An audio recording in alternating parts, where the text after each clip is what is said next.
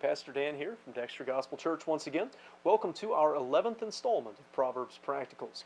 In our last video, we saw the outcome of persistent rebellion. This week, we get some stark warning about who we get close to.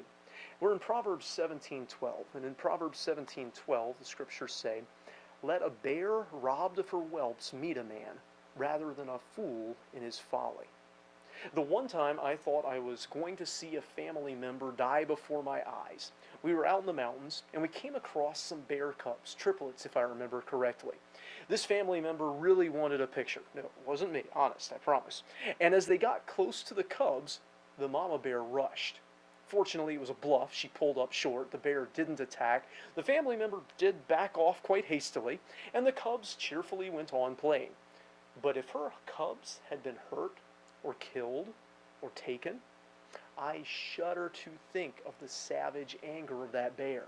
There is no way it would have stopped to listen for reason or pause for an explanation about how this person wasn't really the one who hurt, killed, or stole her cubs. That bear would just wreak havoc on anyone it came across. Can you imagine how terrifying it would be to run into that bear and know it's locked in on you?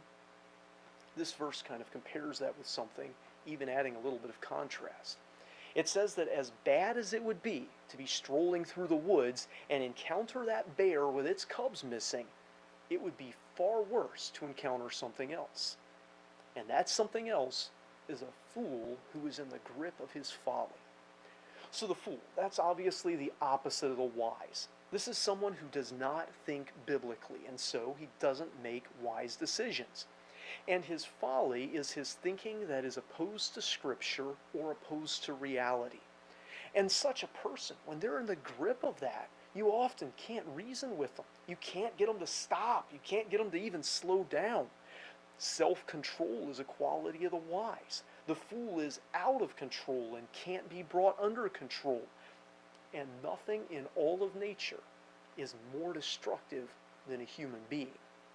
A human being that is angry and out of control, that is locked onto a wrong idea and won't be turned aside from it, they are more dangerous and more destructive than a bear that has lost its cubs. I think this is two warnings masked as one. First, don't be that fool. Don't be a wild animal, so stubborn, so locked into your folly, so committed to your cause that you couldn't possibly be talked out of it, no matter what reasons or explanations someone else gives. Don't be the person who destroys the people that are close to you, not because you really hated them, but because you made bad decisions and got angry and wouldn't listen and wouldn't stop. But the primary warning here, I think, is to avoid getting close to people like that. That mama bear is dangerous to anyone who gets around her. The fool is dangerous to anyone who is around him. Now, we might wish the best for them. We still ought to love them. We still ought to care about them. But until they are willing and able to listen, we can't help them. And they can only hurt us. Don't think in terms of what you can get from them and whether you think you can manipulate them or whether they're useful. Just get back. Stay away. That foolish person, that maker of bad decisions, out of touch with reality and with Scripture, that person is more dangerous than an enraged bear because they're more cunning, more implacable, and often even harder to reason with.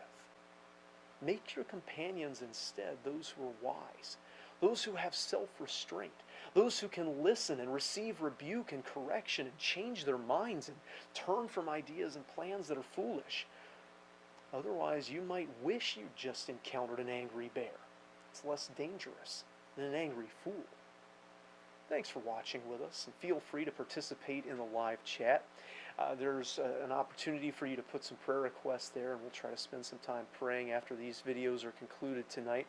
Now, if you're coming to this after the chat is over, you can still interact with us in the comments below or contact us through our website at dextergospel.org.